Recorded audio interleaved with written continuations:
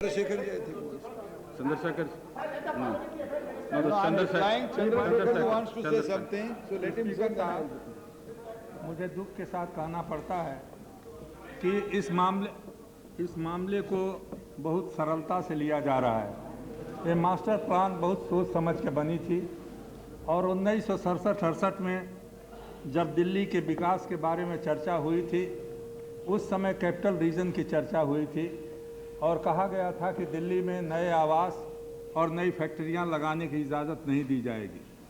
लेकिन उसके बाद लगातार उसका उल्लंघन होता रहा है और उसका नतीजा ये हो रहा है कि सारा दिल्ली स्लम होता चला जा रहा है। यहाँ के दिल्ली के वासी ज़्यादा जानते हैं और मदन लाल खुराना खुद बता चुके हैं कि 10,000 लोग रोज़ बाहर से दिल्ली में आते हैं और इन्हीं झुग्गी झोपड़ियों में और इन्हीं बस्तियों में जा कर के बसते हैं।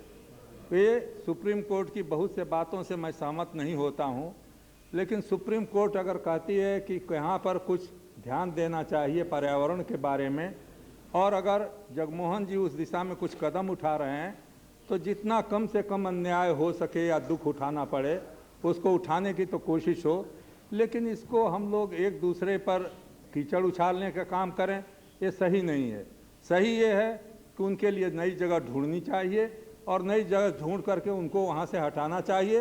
इसमें सुप्रीम कोर्ट की निंदा करना और जगमोहन की निंदा करना एक राजनीतिक तात्कालिक फायदे की भावना से हो सकता है, दूरगामी परिणाम से इस देश की और इस राजधानी के लिए नहीं हो सकता।